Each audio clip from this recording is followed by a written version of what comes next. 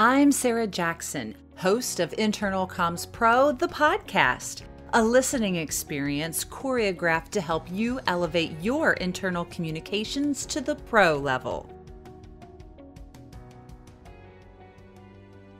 The death of Breonna Taylor had happened. There was no charges that were filed against those officers. And then you had Ahmaud Arbery's murder.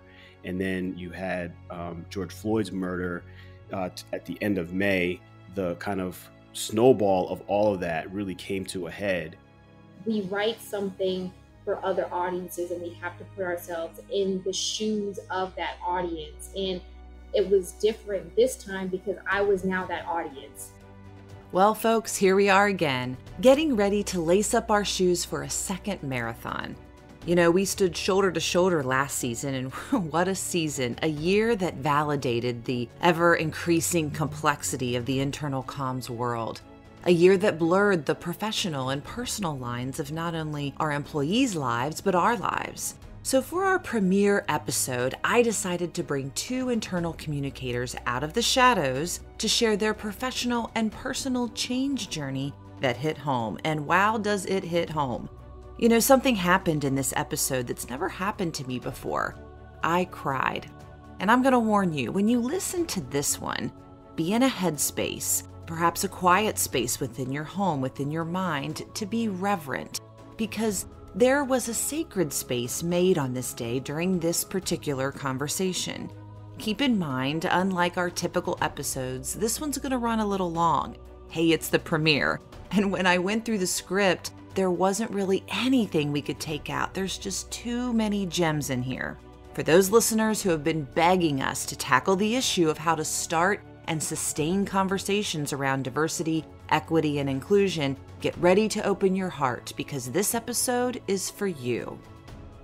My name is Ashley Morgan. I'm the Internal Communications Director for European Wax Center based in Dallas, Texas. Hello, my name is Edward Ford. I'm the Senior Director of Client Engagement at Metadata. Well, I cannot wait to talk to both of you. We surveyed our listeners, and the top request, we really need help on this diversity, equity, and inclusion topic. It feels as if they're saying it's very new territory for them. And some of them have influence in these positions and some of them don't. And I know I talked to both of you prior to, recording this episode. Edward, I want to start with you. uh, Everyone wants to hear about everybody's story of last year. Our listeners like to compare. And since everyone's story is so unique, not only with COVID, but with all of the turbulence and unrest in every, I feel like, bucket of our lives happened. And so I just want to pause before we kind of get into the depth of this episode and talk about if you wouldn't mind your journey over the 2020, personally, professionally, give us some insight into that. Sure. So I've been at Metadata for 3.5 years now. And when all the stay-at-home orders and everything came down, it was just a crazy time. My family, we have twin daughters. They were in second grade at the time, so it was adjusting and trying to figure out for their school that had gone remote what that learning experience was going to be for them, and obviously concerned and making sure that they have a great educational experience and just figuring out what that flow looked like on a day-to-day basis. I mean, it seemed like every day was a new adventure, particularly early on in that March-April timeframe. And so I think by the time we got to kind of May, I was just fried. It was, a lot going on with work and just trying to keep up, making sure we're keeping up with them, navigating my wife's schedule and my schedule. She was also working from home. And so when you got to the point where we had, the death of Breonna Taylor had happened, there was no charges that were filed against those officers. And then you had Ahmaud Arbery's murder. And then you had George Floyd's murder at the end of May. The kind of snowball of all of that really came to a head. And it was very difficult in the household because I was reacting to it. my wife is reacting to seeing these things and trying to process this information. We have our daughters, we're trying to explain to them what's going on. And it was just a very, very stressful time. And then you add on to that the work piece of trying to make sure and understand how we're responding at work. It made for a very tumultuous time frame, but also one that kind of steeled my resolve to be a voice and to galvanize folks within the organization that wanted to speak up, speak out, and then make sure that that metadata was saying the right things and showing up in a way that the company had been doing even before all of this kind of unfolded in terms of supporting employees in their growth. And so it was kind of all of that put together. And I can't remember really any other time in my career where it's been a kind of the confluence of so many different things at once. Yeah, Ashley, talk about your journey. Yeah, I think I echo a lot of what Edward was saying, was just trying to adjust to the new life or new normal that we were having with everything shutting down. And Ahmaud Arbery had happened earlier that year, and we were also kind of just dealing with the tailwinds of what was going on with that, and the fact that that didn't hit headlines the way George Floyd did. And so I think it was one of those things where it's, when the George Floyd incident happened, it really created this new world of personal and professional colliding in a sense. And I think we had spoke early on of, my response was, okay, this was another incident in the Black community. Never expected it to get the level of attention that it did, which is unfortunate. But when it did, it really caught me off guard. And my I guess response and really understanding of why this situation made the headlines and the attention it got, I was still processing it myself. And so then when I got the call from work of like, what should we say? I was actually shocked and surprised of like, what, we're going to say something? Like, so it was a first for me to have gotten that request off of something that, this has not been new news in the Black community. And so that processing of, okay, I guess this is now a new responsibility. Communications is to address social issues, which was never been the case for communications. That's kind of one of those things that we stayed away from as communicators of a brand. So that was a very interesting thing to process for myself, both as a Black person, a Black woman, and then just as a communications professional, period. So it was a very interesting process to go through during that time frame. Well, and let's kind of go down this road a bit. I want to shine a light on this internal struggle that you had and that you talked about on our prep call, where yes, you're supposed to communicate this, but you yourself pushed back a bit on the leaders. Talk to me about that. Yeah, so I remember it like it was yesterday. I think I remember probably as clearly as the day I found out I was pregnant. So it was a Sunday afternoon, and I got a call from my executives, from a few of them at different points in time, of just being like, and it was literally a couple days after the incident of, we want to say something. We feel like we should say something. Like, what should we say? And my initial response was like, we don't say anything. Like, why would we speak on this? And I think that wasn't me coming from a thought process of a communicator, but more as the individual who this impacts. And it really was having an honest conversation, an honest dialogue with them, because they were surprised by my response, because I'm pretty, like, I'm a champion of, all things, do what's right, let's speak on it. But for this situation, it was an internal battle that I had as no longer from a professional perspective, but from a personal sense of, this affects me, this affects my family, this affects my community, and why would we say something now? And that was the question that I asked them, and nobody could give me an answer. And so I really had to help them understand my emotional struggle with it. And that day, I think I actually broke down crying in telling why this is such a big deal and why this hurts and impacts me and my household so much, so that they understood the gravity of what they were stepping into. And it was really critical for me, if we were going to dive into this conversation, that we did it right and we did it authentically, and we knew what we were addressing and what we were talking about. And so I really pushed and encouraged that, as a brand and as a team, as a leadership team, that everybody truly understood the gravity and magnitude of the situation and the depth of the situation. It wasn't just going to be a one-time thing to talk about. It was something that it's not a one and done situation. So we had to really be thoughtful in what we said. And I also had a responsibility as the Black communicator, not just to my company, but to my peers, like my community, of like, I don't want this to go out and be inauthentic or not genuine or not empathetic to the situation. And that those are, I had influence on that, and I needed to take that seriously. So it was even the pressure of that, of like putting something out that my own community would not be in agreement with. And so there were various elements there that I was challenged with, but at the end of the day, it was really about how do we do this thoughtfully and authentically and with empathy and compassion. It was a few days, like it was some learning and understanding that had to happen before I was comfortable with a message going out. So while brands were putting out messages that day or days after, we didn't do anything until like a couple of weeks after the incident, because I wanted us to do the work first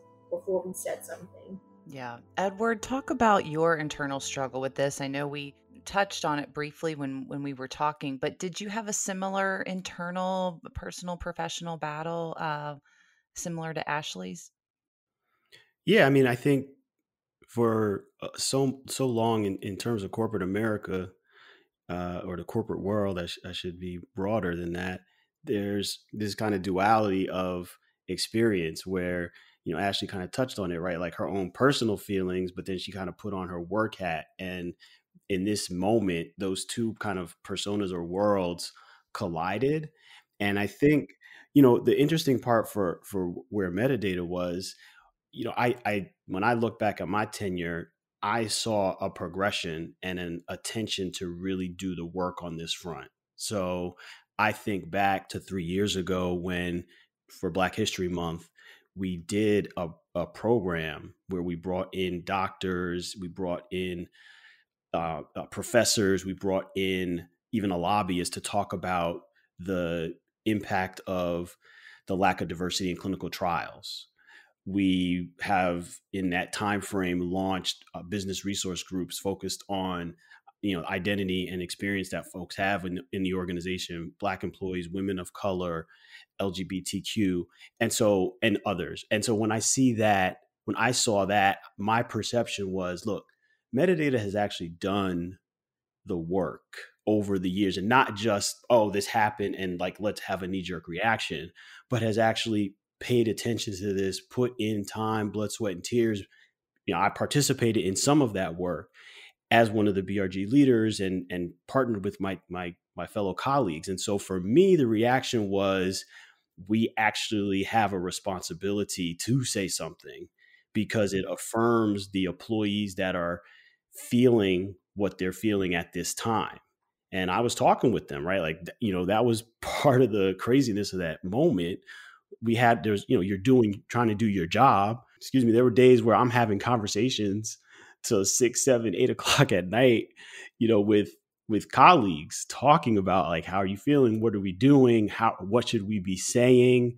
I mentioned, like, Black employees at Metadata are one of our business resource groups. That's, we had actually scheduled, it was an interesting timing. We had scheduled an event called the Ahmaud Arbery Effect for, I believe it was either the Wednesday or Thursday after the George Floyd murder. Now, we had scheduled that event prior to George Floyd being murdered. We had scheduled it because the video had come out of Ahmaud Arbery being chased down and all of that. The video had come out a couple weeks before that. And that was so startling to see these men, chase him down and ultimately shoot him. So we scheduled this event in reaction to that. And then this happened.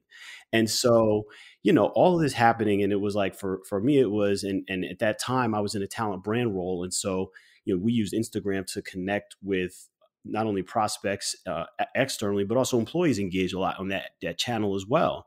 And so for me, if I'm bringing all this together, it was really imperative that we say something, because I mean, folks were really struggling, as I've described, and to the point where some people were like, I can't think about work. Like I can't look at these emails. I need time. And so to say something from our perspective was necessary to affirm folks in what they were feeling, to let them know that we as an organization understood. We're very fortunate in that our co-CEOs are very engaged and great. Glenn DeVries who is very active on social, and he was vocal as well, thankfully, and affirmed folks. And so that was kind of the thinking from our standpoint in terms of why we reacted the way that we did in the time that we did. And I'll just add one last thing. I think, when you do stuff externally, I talked about, Instagram, and we posted externally in a bunch of places. And of course, folks are going to ask questions like, are you just posting, like you're just posting a black square because everyone's posting a black square at this point? And so, I felt comfortable doing that because I knew, as I mentioned, we had done the work. So I was able to get in the comments on behalf of the company, but fully align with my own personal beliefs and feeling about the company to say, no, we've done the work. And let me share a list of some of the things that we've done, because this is not brand new. We've been at this work for years, and it continues for years to come.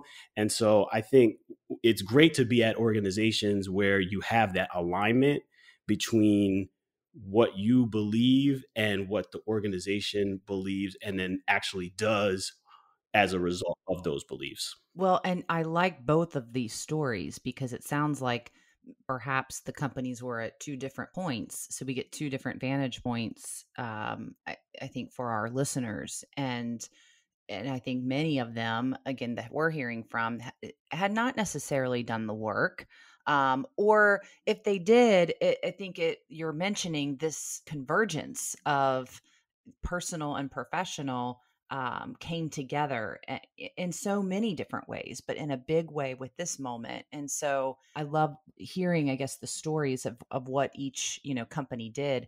Ashley, I want to go to you. You had mentioned that you did sit down and pause and write a few drafts. Talk to me about that process. Sure. So, like I mentioned before, this was something that was extremely emotional. I think not just for myself, but I think for every Black professional, and how to process what was happening, because this was the first time, probably in the history of ever, that the spotlight was on just Black people, and people asking, how do you feel? What is your, like, what do you think? What can we do? Like, so all of that attention, and then trying to process that attention, process your emotions, process, what do I say? What do they need to hear? And all of those things. And as a writer, it's a craft, it's an art. So of course there was, I have my own views on what should be said, but I think those were very personal. So it took a couple drafts. Like I told you, Sarah, like I think I wrote probably 5 or 6 drafts of just getting my personal emotions out, and then starting to refine it to where personal emotions mixed with what does our brand stand for, mixed with what does the audience need to understand about our brand. And then it became this, what is authentic to our brand, but still addressing, the Black community's concerns about what our position is on this. And because it was, as I mentioned earlier, it was really important for me. I felt like I had a responsibility, if I was going to be writing or drafting something on behalf of the brand to my own community, what is it that we need to hear right now? And it's funny because a lot of times as communicators, we write something for other audiences, and we have to put ourselves in the shoes of that audience. And it was different this time because I was now that audience. And so a lot of what I was writing was, what would I need to hear from somebody right now? And so versus my own personal like anger or disbelief or lack of like just not understand or confusion of why is this still happening? Why are we addressing this now? And so the exercise for me was get my personal feelings out first and then refine it. Like, what is it now? How can that be weaved into who we say we stand for as a brand? How can our values start kind of taking center stage as to what we say we stand for? And that then ultimately with inputs, of course, from my chief people officer Rebecca Jones and our CEO David Berg, and just their position and how they view just fairness and doing the right thing. A lot of that kind of married into this really beautiful message that I was able to proudly stand behind and say, this does tie in how I feel, but this also makes sure that it's authentic to the brand and what we stand for. And so I fully like sign off on kind of the message we end up like finalizing, putting out there, and I'm proud about the work that we did in getting to that point, that it wasn't something rushed, it was something extremely thoughtful, and it was a good balance between what I felt like I would need to hear as a Black person, what our guests needed to hear, and what the public needed to know we stood for. So all those converged into a message that I think was truly balanced and authentic to who we are. Edward, what's your take on this process that Ashley went through? Did you go through something similar? Yeah, I mean, I think the piece that for me, in addition to everything that Ashley said, I mean, it was definitely an introspective piece in a way that a lot of other writing maybe isn't. I think the other piece for me was really getting input from other employees. And this is where I think communicators in particular, but professionals in general, it's so important to be connected with your organization and with other employees in your organization, and being able to tap into them for their honest opinion about what's happening, honest opinion about how they're feeling. Because certainly, I think, as Ashley has expressed, and I felt this way, I felt like I knew pretty close to what a lot of folks were feeling, but I don't also pretend to know all of what I'm feeling, and all of what, not what I'm feeling, but all of what everyone might be feeling. And so, I'm a Black man, so I have a particular perspective on it. But I was talking to some of my Black female colleagues, and there was nuance there as well.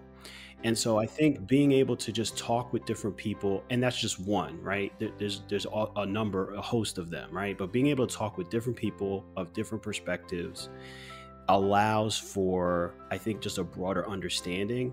And so I think, just as like as I said, as communication professionals, particularly when you're communicating to, with, and for kind of on behalf of employees, it's critical that you have your, in some ways, like if you use the analogy of a journalist, you have to be ingrained in your sources to really understand that world. And so very similarly, when you're telling a story, you need to really understand that.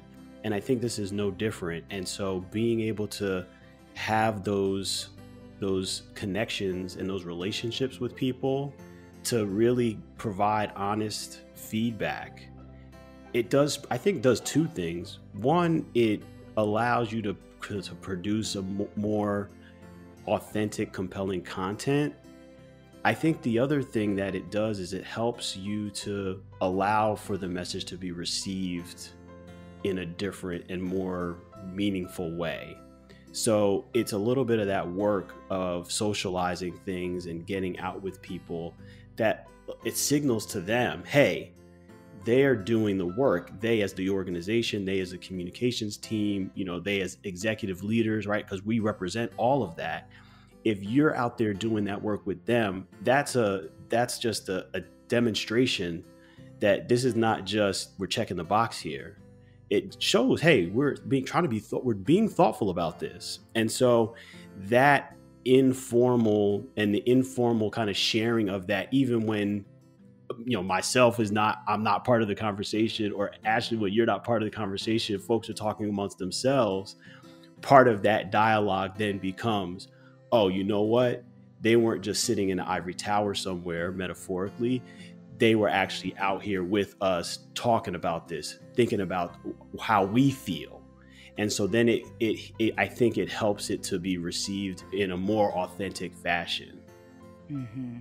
Gosh, it's so good. Ashley, you got anything to add here to this? Yeah, and I completely agree with Edward on that point of just kind of the being authentic and making sure that you're figuring out what that kind of compelling piece is. And part of this and what made this situation so utterly different is that a lot of times as companies and as brands, when you're communicating externally, it's not always on something that's such a human and heart matter. It There's so many emotional ties, so many emotional things that were ingrained in everything that happened last year, not just the George Floyd situation, but wellness took center stage, creating safe space took center stage, really true people matters took center stage last year. And I think that challenged a lot of communications people in a different way. Just how do you make sure that the emotional is balanced with the message that stretched a lot of communication professionals, I think, in 2020, which it created almost a new expectation going forward for what our role is in a company.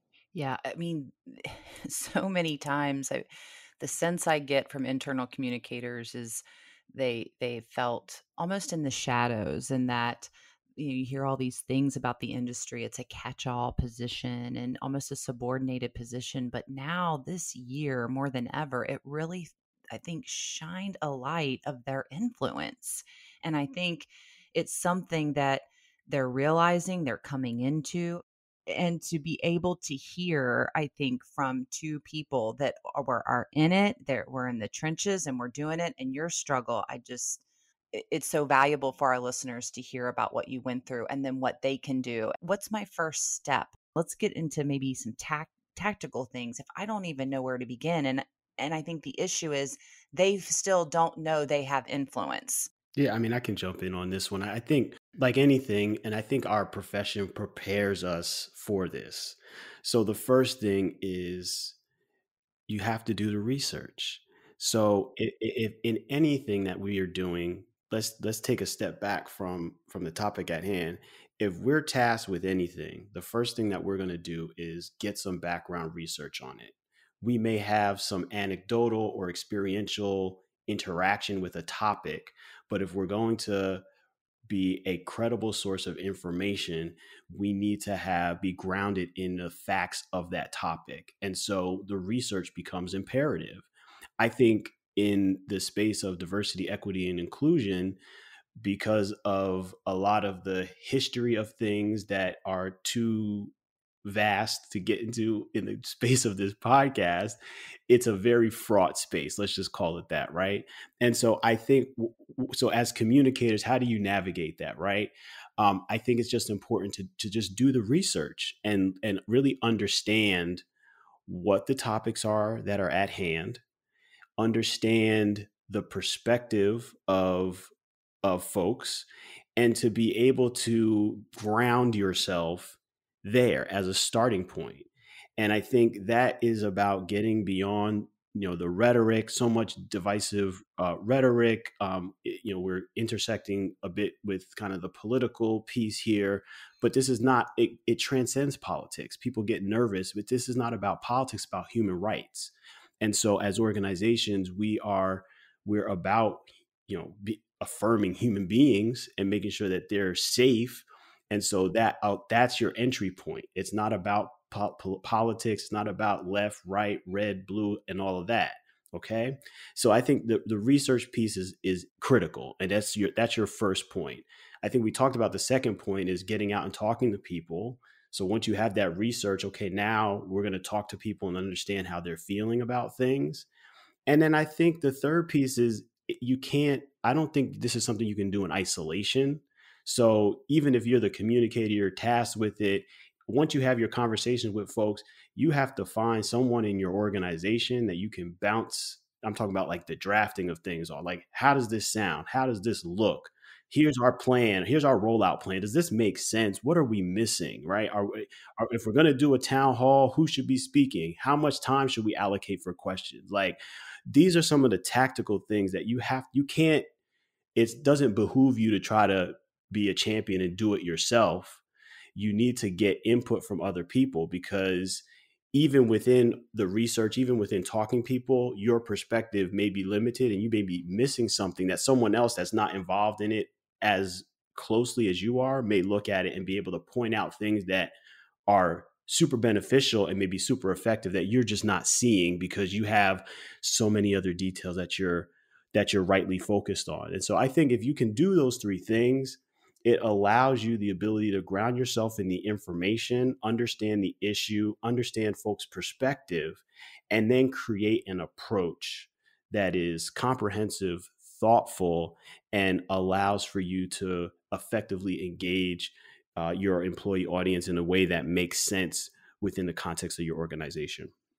Oh, so good. People love step one, step two, step three. But like you said, what is so ironic is internal communicators, what I'm hearing you say, can ground themselves in the steps they already know what to do with other issues. I think what's got us tripped up is the heart of the matter, and it is the heart, and we can't, it's been very difficult, I think, to separate and be like, wait, I know how to do this. I'm a professional. I've been training for this my whole life, but I'm just so worked up myself about this issue. I think they're caught up in it. And I think your steps help, I think, try to, and for the sake of getting, doing the best work, kind of separating myself a bit back out of it, saying, all right, I am now the leader. I'm going to be the facilitator of this work. And here's how I can approach that. Do I have that right?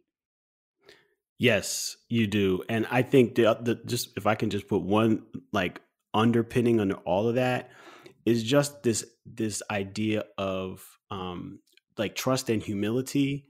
So being humble and understanding, hey, I don't know everything, right? So don't pretend like you know everything if you don't. We no one knows everything. So that's fine. And trusting, right? So if hopefully there's a trust that's built in with your audience, with your leadership about, listen, we're doing the best we can. If I make a mistake, I want you to tell us so that we can correct it, right? And so I think this whole idea of everything has to be perfect, and then from the other side of, if they do something wrong, it's because they have ill intent, right? It's like assigning intent. We have to step back from that and really trust each other, have empathy and a bit of humility ourselves as communicators. Like, hey, I don't know everything, and I'm going to tell you that, right? So that you're understanding that this is not my intent, is to be, if I miss it, if I say something wrong, right? And that goes down to the interpersonal conversation. Like, if it's not, like, if being a Black American is not your lived experience and you're talking to a Black person, it's okay to say, hey, I don't understand. Can you share your perspectives? I don't understand. Me as a white person, me as a whatever, I don't understand your experience. It's okay to say that. Like, it's okay, right? Like, and I think we just have to give, because if anything we learned during quarantine is you got to give grace.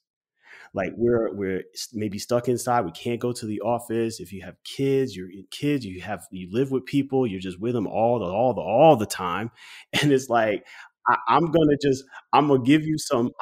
You're on my nerves right now, but I'm gonna give you some grace. And I think in the same way we are been forced to do that at home, we need to bring some of that same feeling. You're talking about the heart of this, right? We need to bring some of that same feeling into the work that we do and into our organizations. Mm, so good, but so hard, but so simple. Really, in the heart of it, just to say, I don't know. I do not know what to say, but help me. The Internal Comms Pro Collective is proudly supported by Circle Broadcast. You know, today we're talking about DEI, and you have so much great information for employees who may want to join an employee resource group or go to an event, but you know as well as I do, they do not want to dig through their inbox or sift through their intranet. With Circle Broadcast cross-channel distribution, your employees have that information at their fingertips, and with universal search, they can find it at a moment's notice. Head over to circle.com/ICP to learn more. That's CERKL.com/ICP. Now, did you catch Edward's 3 points? If not, we've got a beautiful guide for you. You know, we've recently redesigned these guides to make them even easier to print and download so you can quickly apply what you've heard on today's show. Now, this next part gets really good, as Ashley gives the number one thing that becomes the internal communicator's backstop when approaching DEI work. You do not want to miss this, because what she's talking about, every organization, yes, including yours, has at your fingertips. We also dive into Ashley and Edward's thoughts on Black History Month, employee resource groups, and what to do if your company did speak up but didn't do anything. Now let's jump back in.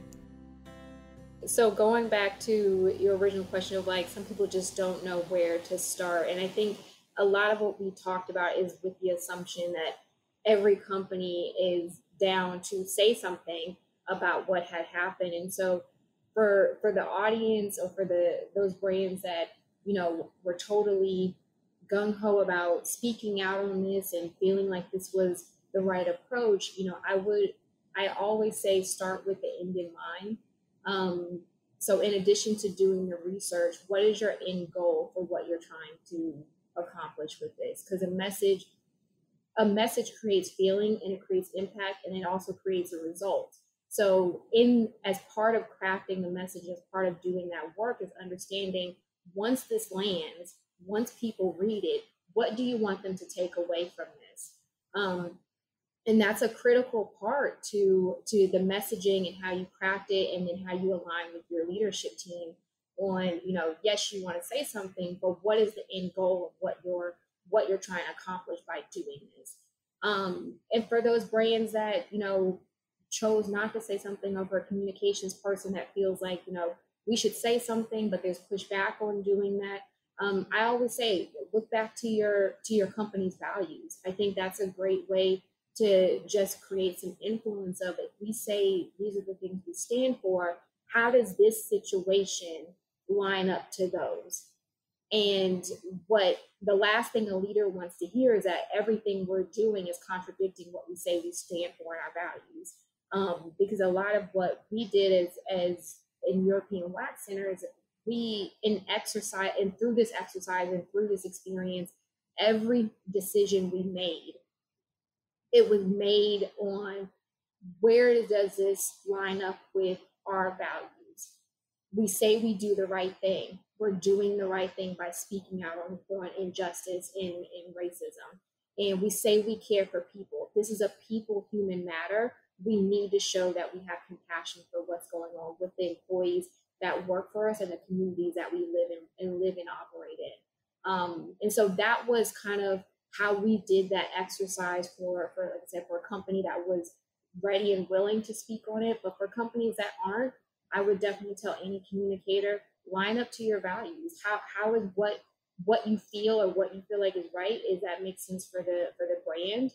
And that's not to say if a brand chooses not to say something that they're wrong for that. I think there's 1,000 other tactics a communicator can pull from to just address the issue. It doesn't always have to be this pinnacle of external message to the whole world. But as a communications person, our goal is to connect the dots for people. So what are some other ways we can do that internally to address it? And it not be something that just goes unaddressed or ignored. So like I said, for brands or for companies or communicators that their executives like, we need to say something, line it up to your values and understand what the end goal is. For the brands or companies or internal communicators that are challenged with, we don't want to say anything, we're not comfortable yet, that's okay too. But, I would say if you really feel like something should be said, line it up to your value. What does that company say they stand for? And if there's still not alignment there, what are some other options from the communication standpoint can we do to help have a conversation and dialogue around this that is in a place where the company is ready to do that? Because not everybody's at the same starting point. Every company and every culture is different, and that has to be taken into consideration. Gosh, that value, that's the backstop. That is a great point. Both of you coming up with the culture being the entry point of how employees feel, and then to align that up with to have the communicator be empowered with that sentence. Well, what does our values say? And how does that line up? That is so good. I was attending a recent ALI conference. Edward, your good friend, Ann Mellinger, she was moderating a panel on this very topic, and they had great panelists. And one of the things that got brought up, one of the panelists was like, "Hey, I'm listening with a critical ear now to all these companies," and the fear was, all right, we came out and said something, and I think Ashley, you said, "Don't hit it and quit it." and so and so they were talking about, I did say that. That'll be the title of this episode. DEI, don't hit it and quit it. And so I want to talk about this. Like, now we're in it. Okay. People said something, and now they could actually hurt themselves if they didn't do the work, and if it was a hit it and quit it. And the panel talked about, it was great that you had intention, but now we need to hear about the impact of the work. What kinds of things can they now talk about to show it was more than just an intention? Yeah, I mean, I think, and that's the interesting part about all this is the what you say should be an outgrowth of, this is perfect to build on what Ashley was saying, of your values. So you shouldn't really be over your skis promising the sun, the moon, and the stars if you're still at a very beginning stage. It's okay to be wherever you are. Like, that's just where you are. What you need to be able to commit to is say, okay, we are here. We want to get to some different point, and here's how we're going to do that. That's all that people are looking for. Well, and that brings the authenticity to be transparent about where you are. I love that. Keep going. So, I mean, I think if I'm getting very practical and tactical with it, I think it's to say, okay, if you're going to speak up about something, and this is you as a communicator, you're charged with creating plans. What are we going to say? When are we going to say? You have channels that you're managing, and you have to fill those channels with information. So put in your plans. We talked about it at this time. Well, when are we going to give an update? Is it 1 month? Is it 1 quarter? When's the next update? We said we were going to do X, Y, and Z. All right, now let's put it on and let's give an update. And so you can be the forcing mechanism to bring those conversations up, to say, okay, yep, we're coming up on our assigned timeline. What are we going to say? I'm ready to get it out in these channels, but I need the content from you. And then that helps, that in and of itself can be a forcing mechanism, right? So even if you're not the one at the table per se, like actually making the changes or doing the implementation of things within your organization, whatever that might be, you have the forcing mechanism of, well, that town hall is in 3 weeks. So if you're going to give an update on some numbers or some data or whatever, I think you better start pulling your reports, right? Like that's the piece as the communicator that we do have the ability to impact. Now, obviously, we can't give the answer, but we can hold folks accountable to that. I think that the other piece is, and I keep going back to this, it's not all on us as communicators. And I keep going back to this piece of bringing employees along for the journey.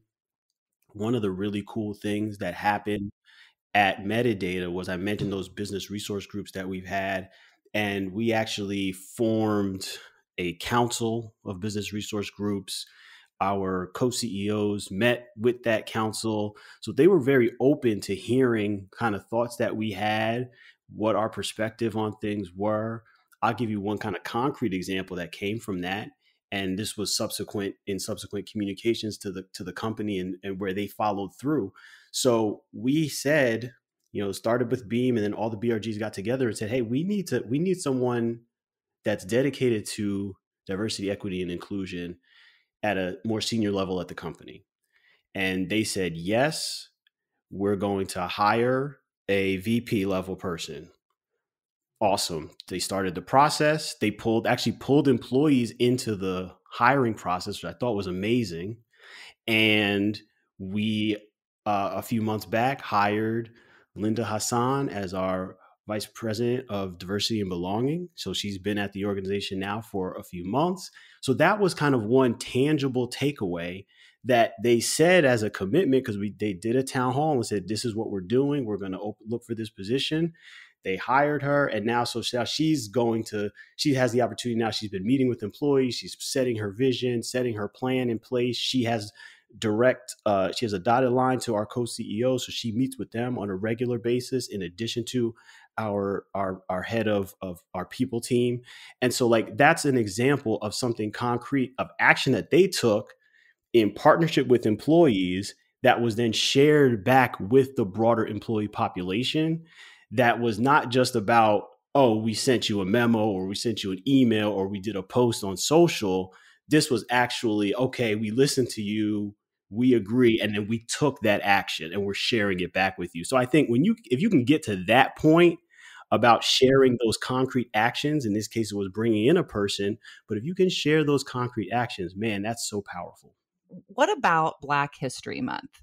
Because I know with Women's History Month, I'm like, yay, this is awesome. When companies take advantage and only speak about this issue during Black History Month, shouldn't they now be talking about this every month? Like even this episode, we're doing it in February.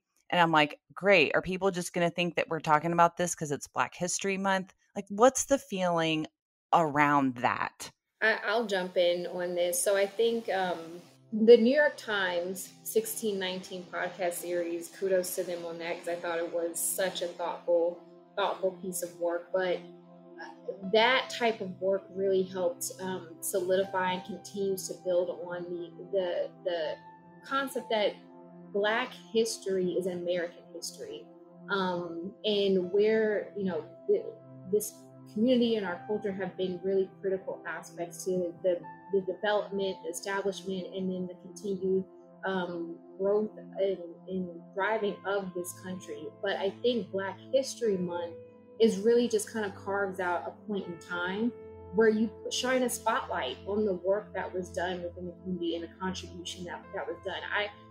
Yes, it should be a 365 conversation. But I think February is unique because it just allows you to continue to create focus to let's educate ourselves on having dialogue, not just on the history, but what has been the contributions and impact of Black culture on American history, and having those conversations. And it's been great because I think now that these conversations are no longer an uncomfortable, quote unquote, conversation, and it's now just becoming the norm of all things Black, or just racism or discrimination, or just anything, or just even the pillars within the Black community, of being able to spotlight and feature those. I think that's great. It normalizes what at one time people kind of whispered about, or like, oh, we're just going to give this one little attention. But now it's like, it's an ongoing dialogue. I mean, the fact that we're even having this conversation right now is, how do you ingrain this dialogue as a norm within companies or within just different groups? I think is a great thing. And I don't think it's a bad thing that we still have focus during Black History Month. As a company, we're taking opportunity to just educate on all the different aspects of Black culture, not just like these history moments around slavery or anything like that, but what is an HBCU? What does Divine Nine mean? With Kamala Harris being VP, and Black sororities taking center stage with her position. Shout out to AKA, I am a proud Alpha Kappa Alpha member. But it now it's like conversations like that are now like things that used to be just Black culture are now becoming American culture. culture, and we're able to just educate people in just different aspects of Black culture, because it is now becoming so mainstream and such a common conversation, in just a matter of 9 months, which is very, very unique. Edward, what's your take on it? So I love Black History Month. I have very positive memories of Black History Month, and it goes back to my childhood. Starting with my parents. My parents always marked Black History Month. In my church, I had teachers, my Sunday school teachers, and we would in Black History Month learn a variety of facts from African Americans and their contribution to American history, as Ashley just noted, all the way back to the great kingdoms in Africa and the great strides in civilization that many African kingdoms made, things that we take for granted to this day. And I think the point on Black History Month is, and I always go back to do the research, right? So you gotta understand what Black History Month was intended to do.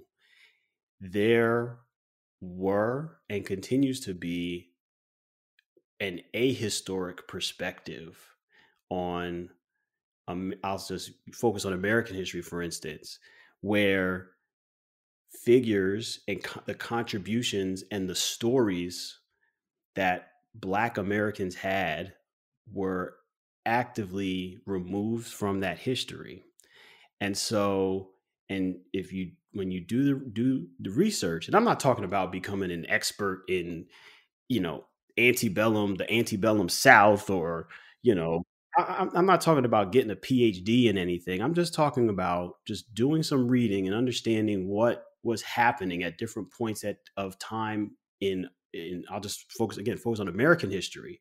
And what you'll begin to see is, when you look back, is that the experience and the stories of many Black Americans was actively pulled out of history, was not told.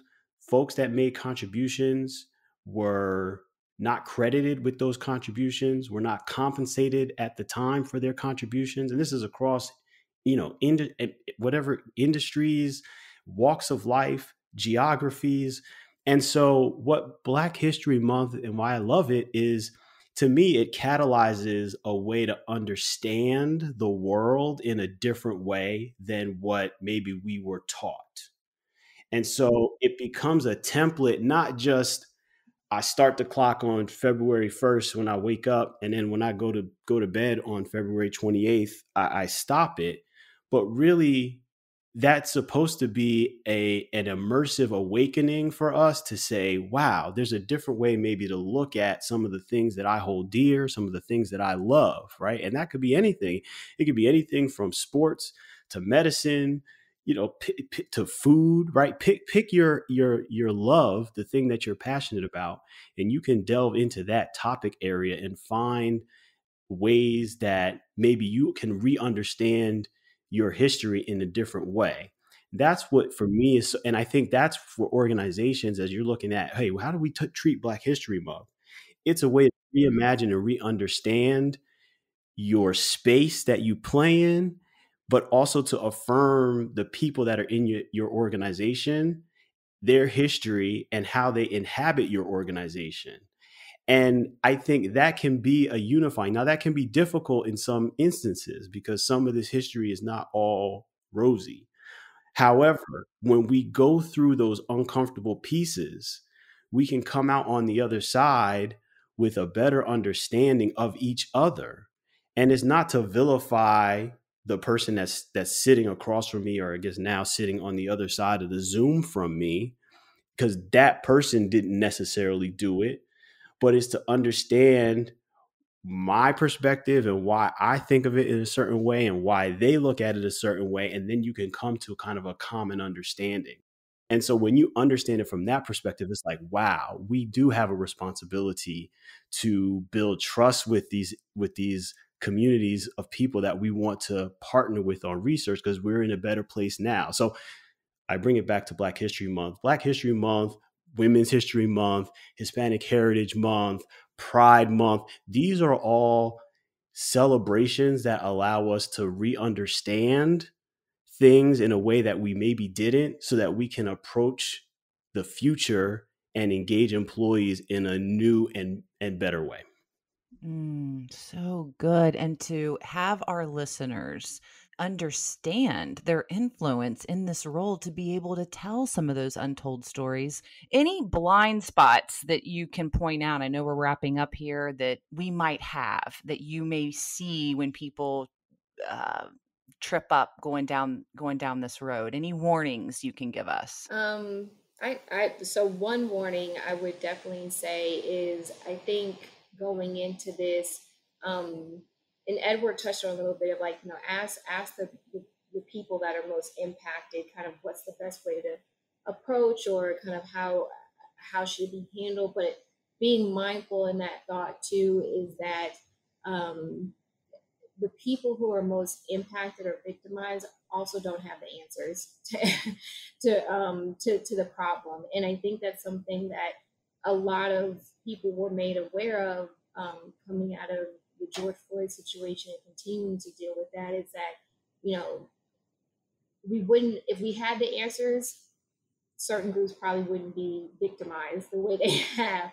Um, so it's being mindful of, the emotional trauma sometimes repeated questions or repeated asks can create, and just being mindful and thoughtful about that. Is like, yes, we want to have the dialogue with you, but just understand, like, certain things and certain experiences, especially that Black people have had. We've worked really hard to try to keep our personal struggles separate from our professional world. And like I said earlier, that this instance kind of created a collision between both. And just being mindful of, the emotional pressure and strain that it can put on your Black colleagues, of, being constantly asked, well, what about this, or what do you know about this, or how should I handle this, or what do you think about this? Like, that is a lot. So just being mindful and thoughtful about kind of emotional trauma, and just the putting a burden on your colleagues or people of color, colleagues, of trying to provide the answer or solution to how you should approach things. Like I said, it's important that if you're not a professional that's a person of color, that you do the work, of really trying to understand for yourself, and using your colleagues as a partner to help either confirm or just get additional detail. But definitely partner with them, but be mindful of how certain questions or certain asks can uproot trauma that we may not have even realized was there, or are prepared to handle in that moment. So just being mindful of that. Yeah, I have to give a +1 to what Ashley just said. I think that's so important to not task uh, people who are feeling the brunt of the impact of what's going on, with also then solving the problem. That's not fair to them, and that's actually not the path to reconciliation or to kind of a higher level of understanding. It's really a collaborative journey. So I definitely agree with that. I would say, in addition to that, if I could give one other piece of advice, I just thought of the book Playing to Win, which is a strategy book.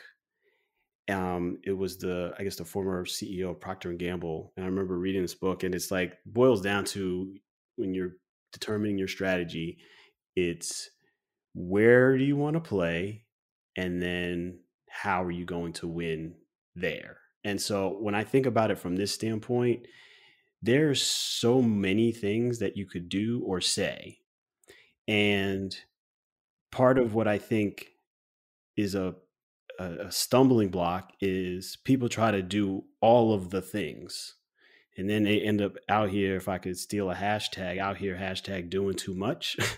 So you really kind of have to think about, what is it that you're trying to do and accomplish. And it goes back to what Ashley said earlier as well.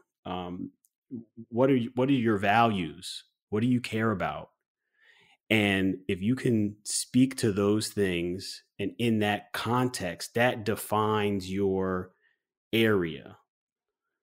And then you can now be effective in that particular area. I think if you can do that, that kind of helps you from starting to make commitments and doing things that are beyond what you or your organization is able or equipped to be able to tackle and to make an impact on.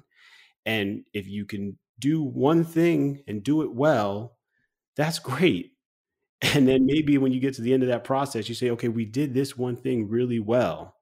Now maybe we can step on and do something else. I think that's a better strategy than trying to all of a sudden say, I'm going to do all of these things all at once at the same time. It's just a recipe for failure.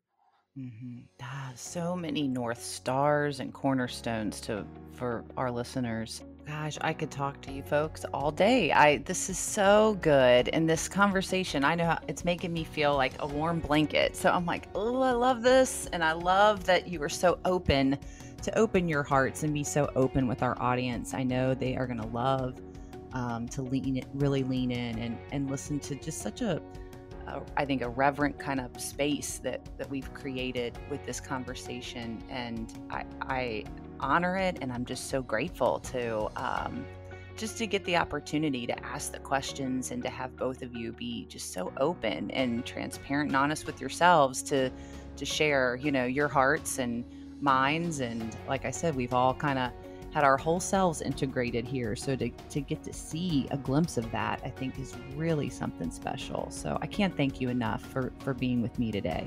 Thank you so much for having us. It's an honor, Sarah, to be able to talk about this topic and talk to you.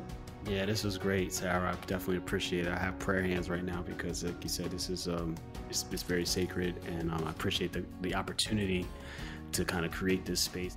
Words matter, and we're in a special space to be able to leverage that power. So communicators feel like they don't have power, they need to think twice about it. Oh, yeah. Right. Now, next week, we bring in experts that will give us steps on how to craft the DEI conversation to impact workplace culture. And as always, to get a copy of today's resource guide, visit internalcommspro.com/show notes. Stay with us as our journey to uplevel your internal communications to pro level continues. Internal Comms Pro, the podcast, is produced by the Internal Comms Pro Collective. To learn more, visit www.internalcommspro.com.